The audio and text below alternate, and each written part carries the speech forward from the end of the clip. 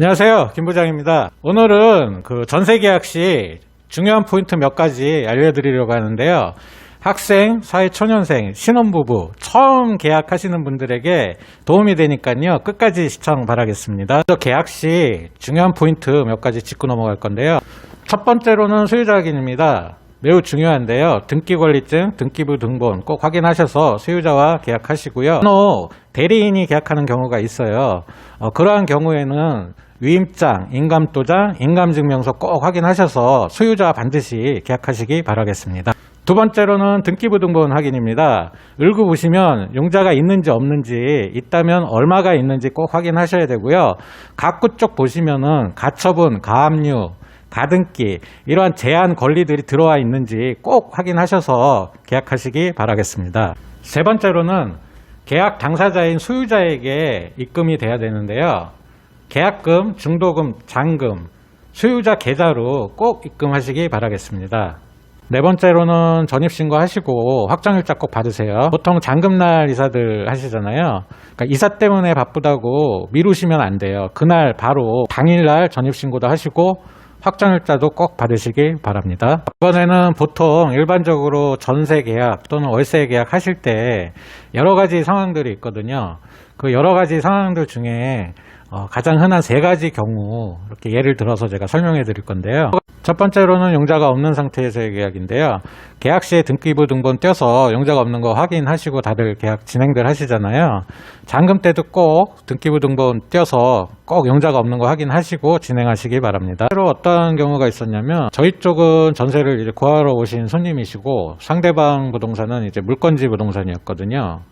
그래서 계약할 당시에 소유자도 나오고 해서 당사자들 다 있고 계약을 진행을 했습니다. 등기부등본상에도 용자는 물론 없었고요. 근데 잔금 때 이제 되어서 그 상대방 부동산에서 갑자기 전화가 왔어요. 잔금날 등기부등본을 떼어봤는데 용자가 갑자기 근저당권 설정이 되어 있다는 거예요. 그래서 깜짝 놀랐죠. 그래서 어떻게 된 건가 했더니 이 임대인이 신청한 거를 얘기를 안 한 거예요. 상대방 부동산에. 그러니까 상대방 부동산도 같은 이제 아파트 주민이고 하니까 이제 믿고 이제 있었던 거죠. 당연히 이제 뭐 그러리라는 상상도 못 했던 거죠. 임대인이 악의적인 사람인 거죠. 못된 사람인 거죠. 용자 신청을 한 상태인데 알리지도 않고 용자 없는 척 계약을 진행을 한 거죠. 사실 그대로 등기부 등본을 안 띄고 확인을 안 하고 진행을 했으면 전세보증금 다 날아갈 뻔한 거죠. 여기서 중요한 게 계약 시에 꼭 등기부 등본 확인하시고 잔금 때도 꼭 등기부 등본 확인하시고 진행하시기 바랍니다. 그리고 그날 바로 잔금날 잔금 다 치르시고 이사 진행하시잖아요. 그러니까 만사 다 제쳐 두시고 전입신고부터 꼭 하시고 확정일자 꼭 그날 당일날 꼭 받으시길 바랍니다. 한 가지 더 말씀드릴게요. 중요한 건데요. 계약서 작성들 하시잖아요. 특약사항에 이 문구 꼭 넣어달라고 하셔야 됩니다. 어떤 문구냐면 현 등기부 등본상 용자 없는 상태에서의 계약이며 임대인은 임차인의 대항력을 갖추기 전까지 현 권리관계를 유지한다. 이 문구 꼭 넣어달라고 하셔야 됩니다. 상당히 중요합니다. 보통은 부동산 사장님, 중개사분께서 특약사항에 이 문구 꼭 넣어주세요. 근데 만약에 빠졌을 경우에 꼭 넣어달라고 하셔야 됩니다. 두 번째, 용자 있는 상태에서의 계약인데요. 용자가 없으면 상당히 좋을 텐데 전세 물건도 상당히 귀하고요. 어쩔 수 없이 계약하는 경우도 있거든요. 계약하실 때 몇 가지 체크해야 될 사항 알려드리겠습니다. 일단 체크하셔야 될 게 매매가를 체크하셔야 되는데요. 시세죠. 그러니까 실제로 거래되는 매매가를 체크하셔야 되는데 호가 말고 거래되는 가격을 꼭 체크하시기 바랍니다. 등기부 등본 을구를 보시면 이제 용자 관계가 나와 있거든요. 그러니까 채권 최고액 얼마 이렇게 나와 있습니다. 그래서 용자 플러스 이제 보증금 했을 때 매매가의 이제 몇 %가 되는지 꼭 확인하셔야 되는 부분이고요. 매매가의 50% 이하면 안전하다고 하는데 그 매매가가 이제 50% 넘어갔을 때 그때는 임대인하고 협의를 하셔야 돼요. 전액 말소 등기를 해달라고 일단 하시고 전액 말소 등기가 안 됐을 때 감액 등기, 어느 선까지 감액 등기를 할 건지 꼭 확인을 꼭 하셔야 됩니다. 계약서 작성하실 때 특약사항에다가 그 문구를 꼭 넣어 주셔야 돼요. 전액 말소 등기한다, 감액 등기한다, 이 문구를 꼭 넣으시고 잔금 때 이제 잔금이 건너가잖아요. 그 잔금이 건너갔을 때 그 자리에서 이제 다 상환을 하는 것까지 다 확인을 하셔야 됩니다. 한 가지 더 말씀드리자면 근저당권 설정 등기, 전세권 설정 등기 또는 전입신고 확정일자 꼭 하셔야 되고요. 요즘은 보증보험들 많이들 가입을 하시거든요. 그래서 내 보증금을 안전하게 나중에 찾을 수 있도록 그런 안전장치들 꼭 하시길 바랍니다. 마지막으로 세 번째 경우인데요. 등기부를 보시면 가압류, 가처분, 가등기, 소유자의 권리를 제한하는 이러한 등기가 되어 있는 경우가 있습니다. 이러한 경우에는 웬만하면은 피하시는 게 좋고요. 어쩔 수 없이 뭐 전세물건이 귀하고 또 본인 사정이 꼭 해야 될 상황이라면 몇 가지 주의할 점 알려드리도록 하겠습니다. 일단은 이러한 등기가 된 사유부터 꼭 확인을 하시고요.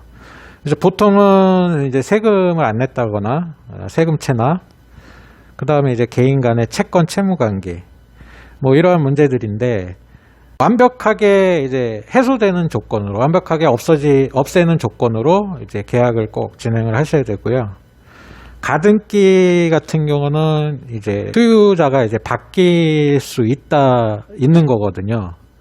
그래서 가등기는 웬만하면은 안 하시는 게 좋고요. 그러니까 가처분, 가등기, 가압류가 이렇게 되어 있으면 웬만하면은 피하시는 게 좋아요. 근데 이제 개인 사정상 어쩔 수 없이 하셔야 될 사항이라면 제가 말씀드린 부분 꼭 확인하시고 그러한 사유 꼭 없애는 조건으로 특약사항에도 꼭 그 부분 문구를 꼭 넣으셔서 계약을 진행하시기 바랍니다. 별도로 학생분들, 이제 사회초년생, 신혼부부, 이제 처음으로 이제 부동산 거래계약 하시는 분들 위해서 등기부 등본 간단하게 볼 수 있는 방법 알려드리도록 하겠습니다. 실제 등기부 등본이에요. 보시면 집합건물, 보통 이제 아파트 같은 경우 이제 집합건물이죠. 표제부 주소가 나와 있고요. 그 다음에 이제 건물에 관한 이제 내역, 구조라든지 이제 층에 관한 내역이 쫙 나와 있고요. 그 다음에 이제 토지에 관한 사항이 나와 있습니다. 그리고 이제 다음 장 보시면 전유 부분의 건물의 표시, 이것도 이제 표제부에 나오는데, 그러니까 실제 내가 사용하고 있는 면적에 관한 게 이제 표시가 되어 있어요. 보시다시피 47.38 전유 면적 표시가 되어 있고요. 이번엔 갑구입니다. 보시면 소유권에 관한 사항이 이 갑구에 표시가 됩니다. 권리자 및 기타 사항. 기타 사항으로는 이제 가압류라든지 이제 가등기가 이제 표시가 되는 곳이에요. 갑구가 상당히 중요합니다. 만약에 계약을 하실 때 이 갑구에 뭐 가압류, 가등기가 있으면 그런 거는 조금 피하시는 게 좋으십니다. 이번에 을구입니다. 을구도 상당히 중요한데요. 보시면 소유권 이외에 권리에 관한 사항, 말 그대로 이제 권리에 관한 사항입니다. 일반적으로 이제 은행에서 용자가 이제 얼마 받아졌는지, 또 어느 은행에서 용자를 받았는지 이런 내용들이 다 표시가 되는데요. 보시면 근저당권 설정되어 있죠. 그 다음에 이제 채권 채굴에 얼마를 받았는지, 그 다음에 은행은 어디인지, 이제 그런 내용들이 이제 표시가 되는 거예요. 그리고 때로는 지금 요 등기부 등본처럼 공동담보로도 되어 있어요. 예를 들어 요 물건 말고 다른 거와 같이 담보가 잡혀서 이렇게 표시가 되는 경우도 있습니다. 그러니까 항상 계약하실 때 용자가 얼마 있는지 꼭 확인을 하셔야 돼요. 이번에도 을구인데요. 이 을구는 제가 이제 용자가 없을 때 어떻게 표시되는지 이제 보여드리려고 지금 보여드리는 거예요. 보시면 기록사항 없음 이렇게 표시가 돼요. 그러니까 용자가 없는 집은 이렇게 표시가 되는 겁니다. 이제 전세계약이라든지 월세계약을 체결하실 때 을구에 이제 기록사항 없다 하면 이 집은 깨끗한 거예요. 용자가 하나도 없는 거예요. 그렇게 이제 알고 계약을 진행하시면 되십니다. 신축 아파트의 경우 분양자의 소유권 이전 듣기 전에 전세계약을 체결하는 경우가 많은데요. 타인의 전세보증금으로 분양잔금을 치르는 경우인데요. 이 경우에는 특별히 주의할 사항이 있습니다. 오늘은 이러한 미등기 전세계약에 대해서 알아보겠습니다. 전세계약을 처음 체결하시는 분들은 오늘 꼭 끝까지 시청하시기 바라겠습니다. 먼저 아파트가 건설되는 과정을 꼭 이해하셔야 되는데요. 보시면 시행사, 부동산 개발회사나 이제 유명 건설회사가 이제 토지를 매입을 해서 사업을 이제 시행을 하는 거거든요. 이제 말 그대로 이제 땅 주인이 되는 거고요. 다음은 이제 시공사. 시공사는 말 그대로 이제 공사업체예요. 그래서 이제 건설사가 되고요. 다음은 신탁사입니다. 신탁사는 이러한 사업을 안정적으로 진행할 수 있도록 이제 보증을 서주는 기관이에요. 그래서 신탁사는 모든 자금 관리를 다 신탁사에서 하게 되거든요.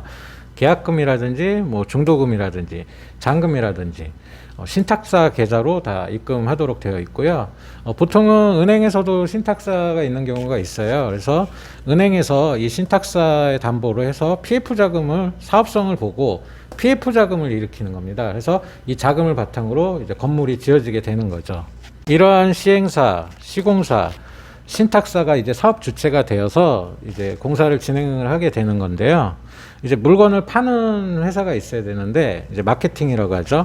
그 마케팅에서는 소위 말하는 이제 분양 대행사가 되겠습니다. 그래서 이 분양 대행사에서 모든 분양을 이제 맡아서 하는 겁니다.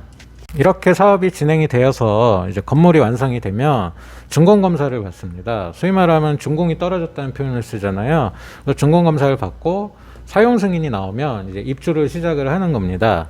이제 사용 승인일로부터 60일 이내에 이제 등기 부상으로 최초 보존 등기를 이제 해야 되고요.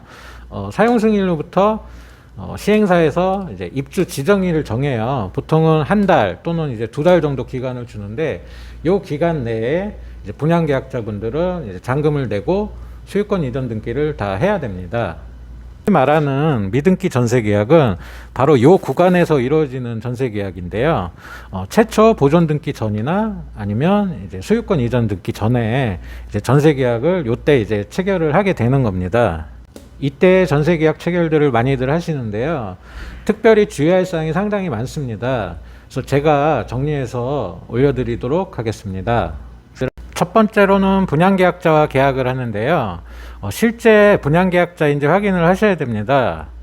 분양계약서 원본과 신분증 대조하셔갖고 꼭 분양계약자임을 확인하시고요. 시행사나 또는 건설사에 전화를 꼭 하셔갖고 분양계약자가 맞는지 꼭 확인하셔야 됩니다. 또한 시행사에 전화를 하셨을 때 이 분양건에 대해서 가압류라든지 가처분이 들어와 있는지 그것도 확인을 하셔야 되는데요. 그러니까 예를 들어서 뭐 중도금 납입을 안 했다던가 미납금이 있는지 그거를 꼭 확인하시기 바랍니다.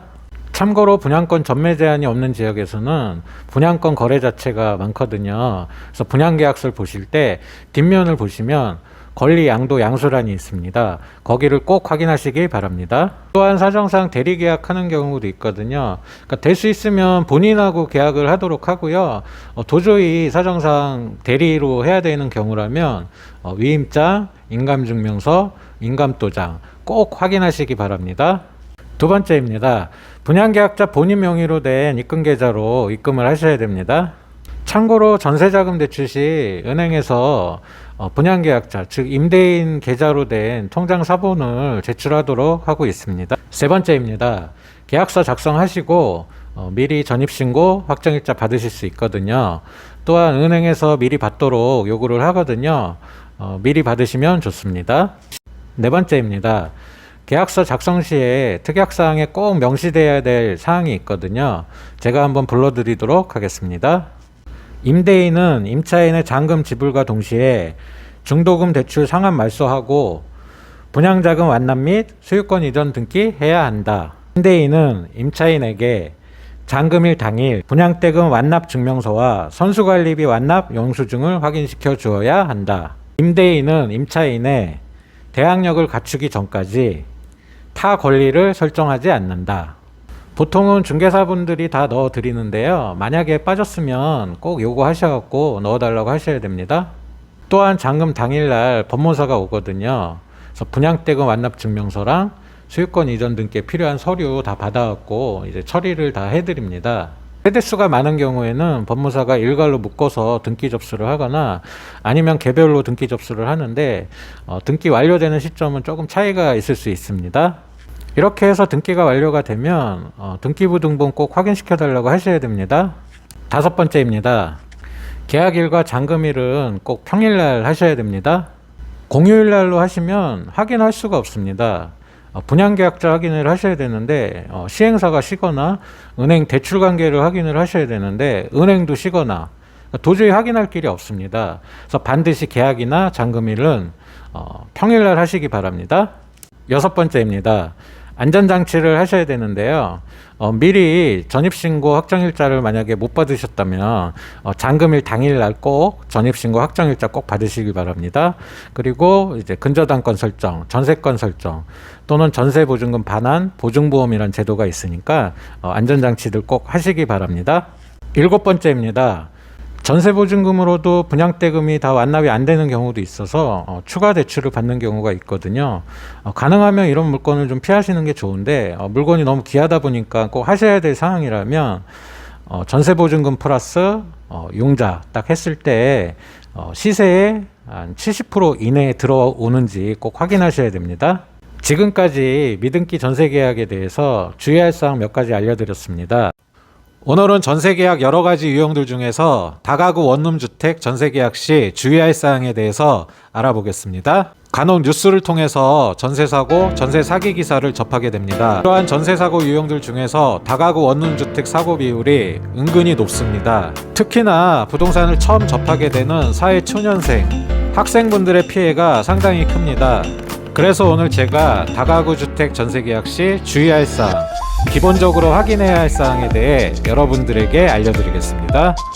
오늘 저와 함께 공부할 내용은 아파트나 오피스텔처럼 일반적인 전세계약 시 주의할 사항과 약간은 다릅니다. 처음으로 부동산 접하시는 모든 분들과 학생, 사회초년생 분들은 특별히 오늘 제 영상 끝까지 시청하셔서 도움되시기를 바라겠습니다. 지금부터 저와 함께 출발하겠습니다. 보시면 본론에 앞서 먼저 다가구 주택이 무엇인지 이해하셔야 합니다. 주택 유형에 대해서 간단히 공부해 보겠습니다. 일반적으로 이제 6가지 주택 유형이 있어요. 가장 먼저 여러분들이 가장 잘 아시는 이제 아파트. 구분 소유가 가능하면서 이제 5층 이상 건물을 아파트라고 합니다. 두 번째 이제 오피스텔. 이제 오피스텔은 원칙은 이제 업무용 건물이에요. 건축물 대장상에도 이제 업무용으로 되어 있는데 이제 요즘 이제 주거 목적으로 많이들 거주를 하십니다. 그래서 주거 목적 오피스텔, 원룸이라든지 이제 투룸이라든지 이제 쓰리룸 이제 여기에 해당이 되고요. 세 번째 다세대 주택입니다. 이제 다세대 주택도 아파트와 마찬가지로 이제 각 호수마다 구분 소유가 되어 있습니다. 이에 해당하는 거는 이제 빌라로 보시면 되십니다. 네 번째 다가구 주택입니다. 오늘 다룰 내용입니다. 의외로 부동산 처음 접하시는 분들께서 이 다세대 주택하고 다가구 주택하고 많이들 헷갈려 하십니다. 다세대 주택은 아까 말씀드렸듯이 이제 아파트와 마찬가지로 호수마다 구분 소유가 다 되어 있습니다. 반면에 이 다가구 주택은 이제 건물 소유자가 한 명이 있습니다. 호수는 여러 개로 나누어져 있지만 이 건물의 소유주는 한 명입니다. 예를 들면 대학가 원룸이 있고 주택가 가보시면은 이제 빨간 벽돌로 되어 있는 집들이 있습니다. 이러한 집들 대부분이 이제 다가구 주택으로 보시면 되십니다. 다섯 번째는 단독 주택입니다. 여러분들이 잘 알고 계신데요. 여섯 번째 상가 주택입니다. 상가 주택 또한 다가구 주택하고 비슷한 개념입니다. 예를 들어 1, 2층은 상가로 되어 있고 이제 꼭대기층 3층 같은 경우 이제 주거 목적으로 되어 있는 건물을 상가주택이라고 합니다. 이 상가주택의 경우도 아까 다가구 주택과 마찬가지로 이 건물 소유자가 한 명인 것입니다. 보시면 이제 1번부터 3번까지 아파트, 오피스텔, 다세대 주택. 이 1번부터 3번까지는 이제 구분 소유 개념입니다. 등기부 등본을 띄시면 이제 각 호수마다 소유자가 다 다릅니다. 반면에 4번부터 6번까지 다가구 주택, 단독 주택, 상가 주택. 이 경우에는 구분 소유 개념이 아닙니다. 이제 건물의 소유자가 한 명인 것입니다. 이 차이점 알고 계셔야 됩니다. 이제 여기서 중요한 게 이제 전세 계약 시 차이점이 있는데요. 1번부터 3번의 경우는 일반적인 전세 계약입니다. 계약 시에 이제 등기부 등본 확인하시면 용자가 얼마 잡혀 있는지, 근저당권은 얼마 설정되어 있는지 다 확인이 가능하십니다. 계약 진행하실 때 뭐 전액 상환 말소하거나 아니면 일부 상환하거나 하셔서 임차인의 보증금을 선순위로 보장받으시게 되시는데요. 반면에 다가구 주택, 상가 주택의 경우 중요합니다. 등기부상 확인되지 않은 선순위 임차인이 항상 있습니다. 다가구나 이제 상가주택의 경우 여러 호수가 있습니다. 등기부를 떼보시면 근저당권 설정, 뭐 용자 확인은 가능하나 바로 이 다른 호수의 선순위 임차인은 확인할 길이 없습니다. 다가구 주택, 상가주택 전세 계약 하실 때 반드시 임대인분에게 현재 임대차 현황 알려달라 하셔야 되고요. 총 보증금이 얼마 들어져 있는지 꼭 확인하셔야 됩니다. 총 보증금이 왜 중요한지 되는지 제가 다음 페이지에서 설명해 드리겠습니다. 보시면 제가 선순위 임차인, 우선 변제권 이런 말을 자주 하는데요.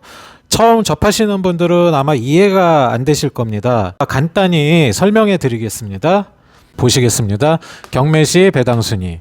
일반적으로 해당 물건에 근저당권 설정이 되어 있다면 이제 은행에 용자가 잡혀 있는 거거든요. 이 용자를 갚지 않거나 이제 이자를 갚지 않았을 경우에 은행에서 경매 신청이 들어갑니다. 이제 법원에서 이제 경매가 진행이 되는데요. 이 경매가 진행이 돼서 제3자에게 이제 낙찰이 되는 겁니다. 이 낙찰이 됐을 때 이제 경매시 배당순위.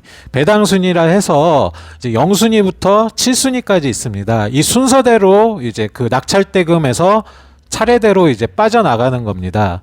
제가 왜 이거를 설명해 드리냐면 이 개념을 정확히 이해를 하고 계셔야 내 보증금을 안전하게 지키실 수가 있으신 겁니다. 왜 전입신고를 해야 되고 확정일자를 왜 받아야 하는지 이 부분을 이해를 하셔야 더 쉽게 이해가 되실 겁니다. 법원에서는 이제 낙찰이 되면 제3자가 이제 낙찰이 돼서 취득하게 되면 경매 대금, 낙찰 대금을 법원에서 관리를 합니다. 바로 이 순위대로 0순위부터 7순위대로 그 대금에서 차례대로 빠져나간다고 보시면 되십니다. 0순위로 제일 먼저 빠져나가는 거는 이제 경매 비용이 빠져나가는 겁니다. 목적 부동산에 투입된 이제 필요비 이 가장 먼저 빠져나가고요. 바로 이 1순위가 상당히 중요합니다. 여러분들이 알고 계신 이제 최우선 변제 금액이 바로 이 부분에 속하는데요. 임대차 보호법상 주택 임대차 보호법을 얘기합니다. 주택 임대차 보호법상 소액 임차인 보증금 중 일정액. 이 보증금 중 일정액이란 게 이제 최우선 변제 금액을 얘기를 하는 겁니다. 이 최우선 변제 금액 범위를 한번 보시겠습니다. 밑에 보시면 서울시 같은 경우는 1억 5천만 원 이하. 그러니까 이 범위 안에 들어야 됩니다. 이제 전세 보증금이 1억 5천만 원 이하에 들어야 이제 5천만 원까지 최우선 변제를 받으시는 겁니다. 두 번째 가밀 억제권이요. 뭐 김포, 용인, 세종, 화성, 부천 등 여기에 포함이 되는데요. 1억 3천만 원 이하 이 범위 안에 들었을 경우에 최우선 변제금액 4,300만 원을 변제 받으시는 겁니다. 세 번째 광역시입니다. 뭐 이천, 파주, 안산 등입니다. 7천만 원 이하 범위에 들었을 경우에 최우선 변제 금액은 2,300만 원 이하까지 받으실 수가 있는 거고요. 4번 그 외 지역은 6천만 원 이하의 범위에 들었을 경우 2천만 원 이하까지 최우선 변제를 받으시는 겁니다. 그래서 1순위에 이제 여기에 포함이 되는 거예요. 그래서 소액 임차인 보증금 중 일정액, 이 일정액이 제가 지금 말씀드린 금액입니다. 근데 단 조건이 있어요. 바로 이제 대항력을 갖추고 있으셔야 되는데 대항력이 무엇이냐면 바로 이 점유, 주택 인도입니다. 점유와 이제 전입신고. 이제 계약서 가지고 뭐 주민센터 가셔서 전입신고 하시잖아요. 그 전입신고를 얘기합니다. 주민등록. 그래서 점유와 전입신고, 대항력을 갖춘 임차인에 해당이 되는 겁니다.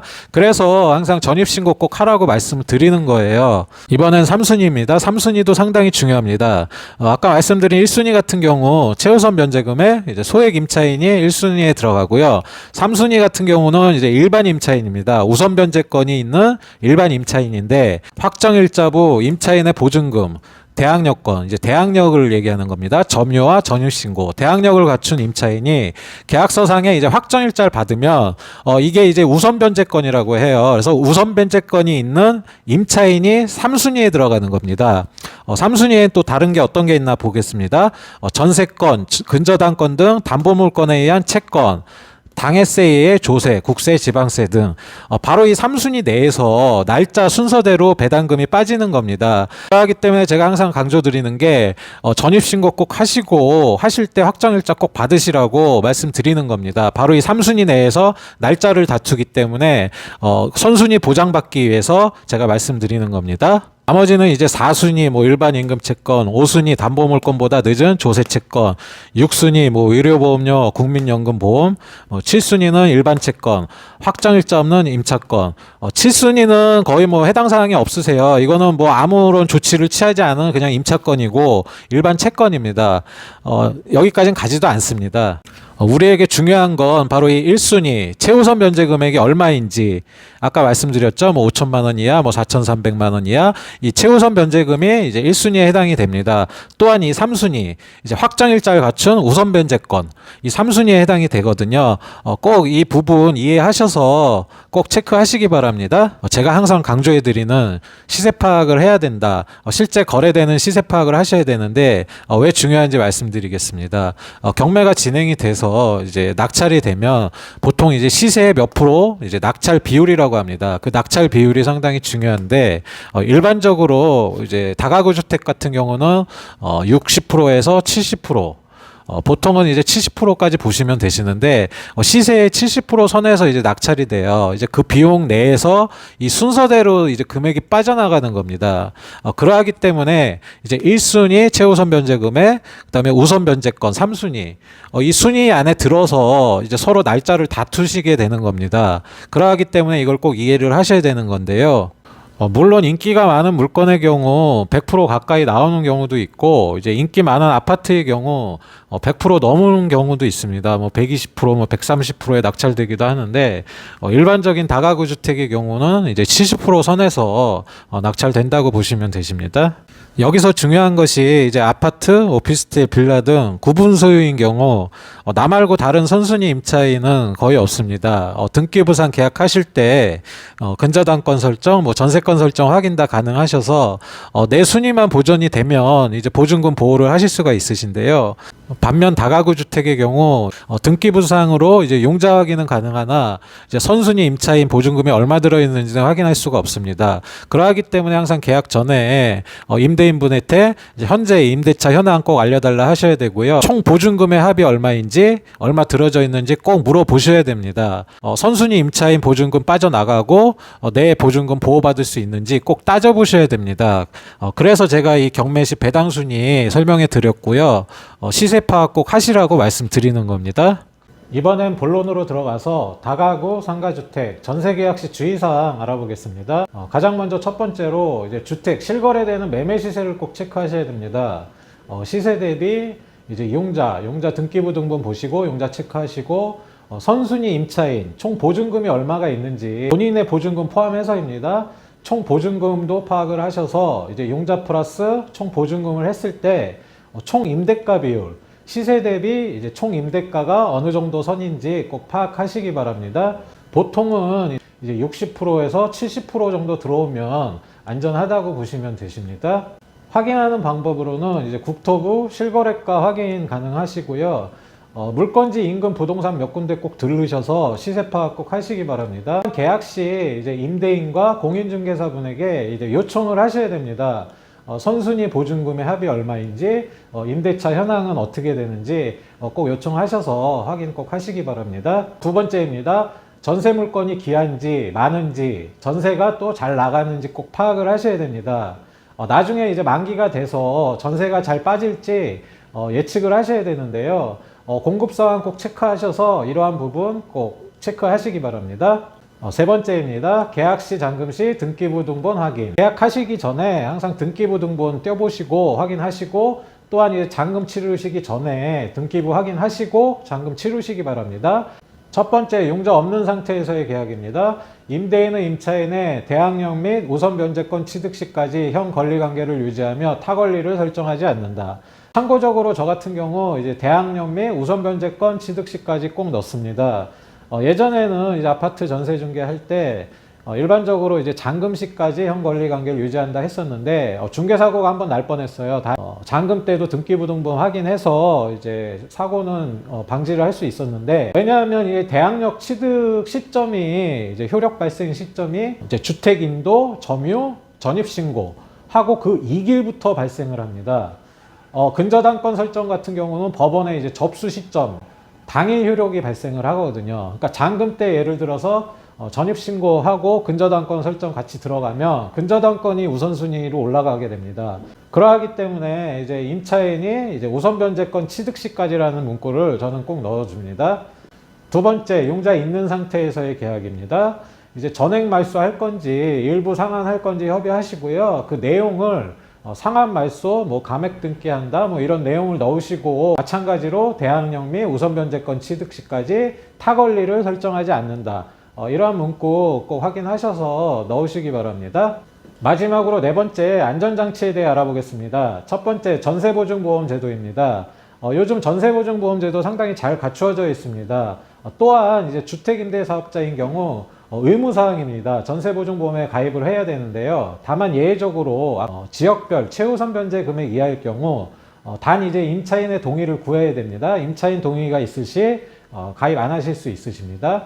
두 번째, 전입신고 확정일자입니다. 전입신고하시고 계약서상의 확정일자 꼭 받으시기 바랍니다. 우선 변제권 취득을 하게 되십니다. 아까 제가 이제 경매시 배당 순위에서 이제 3순위 내에서 다른 이제 근저당권 순위를 다투게 됩니다. 그러하기 위해서는 이제 우선 변제권을 꼭 취득을 하셔야 되는데 바로 이 전입신고하고 확정일자까지 받으셔야 되는 부분입니다. 마지막으로 이제 세 번째, 이제 근저당권 설정이 있고 이제 전세권 설정이라는 방법이 있습니다. 제가 지금 말씀드린 이 네 가지는 기본적으로 꼭 확인하셔야 되는 사항입니다. 여기서 중요한 점이 전체 보증금 비율을 꼭 파악을 하셔야 됩니다.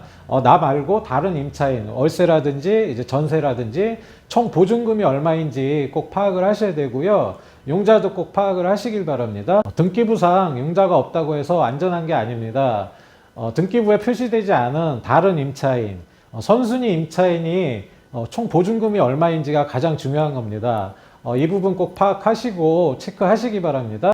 지난번 영상에서 전세계약 시 기본적인 주의사항과 신축 아파트 미등기 전세의 경우 유의할 사항 알려드렸었는데요. 오늘은 처음 전세계약을 하시려는 학생, 신혼부부, 사회초년생 분들을 위해서 실전에서 전세계약이 어떻게 이루어지는지 그 과정을 쉽게 풀어서 설명해 드리도록 하겠습니다. 첫 번째로 가장 먼저 물건을 찾으셔야 되는데요. 인터넷 광고 사이트라든지 현장 주변 부동산에 답사를 하셔갖고 본인에게 맞는 물건을 찾도록 합니다. 조건에 맞는 집을 보시고 결정을 하셨다면 이제 부동산에서 계약을 진행을 하시는데요. 두 번째, 계약을 위해서 부동산 중개업소를 방문합니다. 부동산 중개업소는 공인중개사가 1억짜리 보증보험 가입 의무가 있습니다. 실무교육도 의무적으로 받아야 개업을 할 수가 있는데요.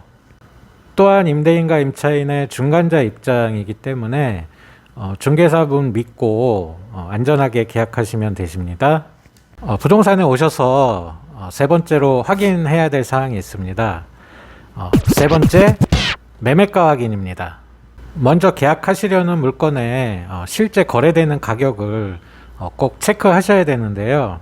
중개사분께 물어보셔도 되시고요. 국토부 실거래 가격 확인 사이트가 있습니다. 꼭 매매 가격 확인하시고 검토하시기 바랍니다. 예전에는 전세가 비율이 한 50%에서 60% 됐었거든요. 전세가 비율이 뭐냐면 매매가에서 전세가가 어느 정도 되는지 그 비율이거든요. 지금은 수도권 웬만한 지역은 다 이 전세가 비율이 80%에서 많게는 100% 가까이 나오기도 합니다. 전세는 귀하고 전세가는 자꾸 올라가다 보니까 이제 이 전세가 비율이 이제 많이 높아진 건데요.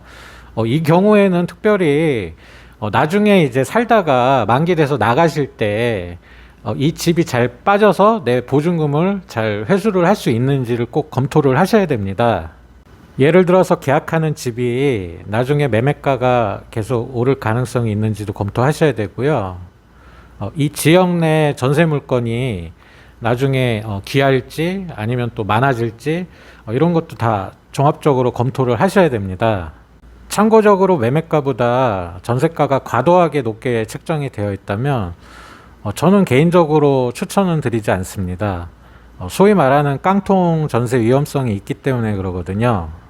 그러하기 때문에 매매가 실제 거래되는 매매 가격 꼭 확인하시기 바랍니다. 매매가를 확인하셨다면 네 번째로 등기부 등본 확인을 합니다. 이 등기부 등본은 계약 시에도 꼭 확인을 하시고요. 잔금 시에도 꼭 확인을 먼저 하시고 잔금을 치르시기 바랍니다. 저랑 등기부 등본 확인해 보겠습니다. 등기부를 보시면 표제부, 물건 주소가 나와 있고요. 토지 면적이 나와 있습니다. 갖고 보시면 자 표시가 되어 있습니다. 바로 여기에 표시된 소유자와 계약을 하시는 겁니다. 을구 보시면 용자관계가 표시되어 있습니다. 용자가 있는 경우 보통은 근저당권 설정이 되어 있고요. 채권 최고에 얼마 이렇게 표시가 되고요. 용자가 없는 경우에는 기록사항 없음 이렇게 표시가 됩니다. 등기부등본을 확인하셨다면 이제 계약을 진행을 하시는데요. 다섯 번째로 소유자와의 계약입니다. 원칙적으로는 공인중개사, 임대인, 임차인 이렇게 한 자리에 모여서 보통 계약을 진행을 합니다. 임대인이 실제 집 주인인지 등기권리증, 등기부등본, 신분증 이렇게 확인을 하셔야 되고요. 만약에 대리인이 나와서 계약을 할 경우에는 인감도장, 인감증명서, 위임장, 신분증 이렇게 꼭 확인하시기 바랍니다. 일단 원칙을 말씀드렸고요. 보통 실무에서는 집주인이 못 오는 경우도 많습니다. 이 경우에는 공인중개사분께 임대인과 통화하도록 요청하시고요. 통화하면서 신분증, 주민번호 확인하시고요. 가능하면은 잔금 때 임대인분 나오시도록 요청 꼭 하셔야 됩니다. 잔금 때도 도저히 임대인분이 못 오신다고 하시면 가족 중에 대리인이라도 오라고 요구를 하세요. 인감증명서, 인감도장, 위임장, 신분증 이렇게 확인하시면 되시고요. 가족분들도 도저히 못 오신다고 하시면 요즘은 스마트폰 다 가지고 계시잖아요. 등기권리증 사진으로 찍어서 신분증도 찍어서 꼭 확인시켜 달라고 하십시오. 또한 여기서 매우 중요한 게 있는데요. 계약금, 중도금, 잔금은 소유자 계좌로 꼭 입금하시기 바랍니다. 집주인 확인을 했고 이제 계약서 작성을 하십니다. 여섯 번째로 이제 특약문구 어떠한 것이 들어가는지 알려드리겠습니다. 특약문구는 용자가 없을 때, 용자가 있을 때 이렇게 나눠서 말씀드리겠습니다. 먼저 용자가 없는 경우입니다. 등기부 등본상 용자 없는 상태에서의 계약이며 임차인의 대항력 취득 시까지 현 권리관계를 유지한다. 이 문구 꼭 넣어달라고 하셔야 됩니다. 다음은 용자가 있는 경우입니다. 여기서 참고로 말씀드릴 게 미리 이제 등기부 등본 확인하셨을 때 용자가 얼마 있는지 확인을 하십니다. 수도권 대부분 전세가 비율이 상당히 높아요. 그래서 용자가 조금 있더라도 전액 상환하도록 꼭 요구하셔야 됩니다. 물론 전세가 비율이 50% 60% 정도 선이면 조금 용자를 남기길 원하시는 임대인분들도 계세요. 이 경우에는 전세 보증금 플러스 용자 했을 때 현재 거래되는 매매 시세에 70% 이내에 들어오는지 꼭 확인하시고 검토하셔야 됩니다. 용자가 있는 경우입니다. 현 등기부등본상 채권 최고의 땡땡땡 근저당권 설정 상태에서의 계약이며 임대인은 잔금과 동시에 전액 상환 근저당권 말소하며 임차인의 대항력 취득 시까지 타권리를 설정하지 않는다. 이 문구 꼭 넣어달라고 하셔야 됩니다. 이 경우에 잔금 시에 용자 상환하는 것을 꼭 확인하셔야 되는데요. 보통은 잔금 때 이제 모인 자리에서 바로 용자 상환을 합니다. 아니면 같이 이제 은행 가서 용자 상환하는 거 이제 확인시켜 주거든요. 꼭 확인시켜 달라고 요구하셔야 됩니다. 보통은 부동산 통해서 계약을 하시면 공인중개사 분께서 특약 문구도 다 넣어 주시고 잔금 때 용자 상환하는 것도 다 확인시켜 드리니까요. 중개사분 믿고 거래하시면 되십니다.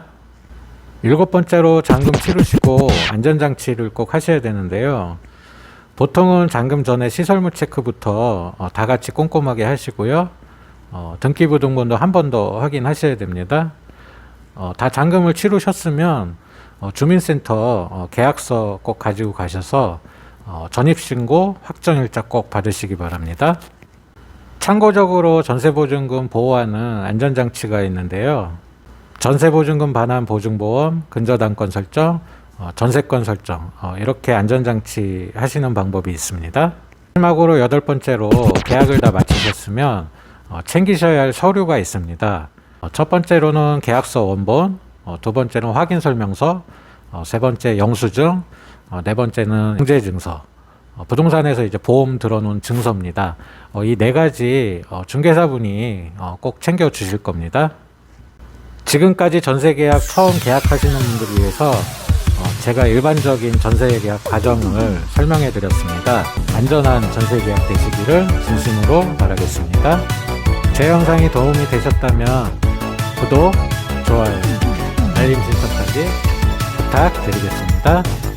모두들 건강하고 행복하시기를 진심으로 바라겠습니다. 할 수 있다! 할 수 있다! 할 수 있다!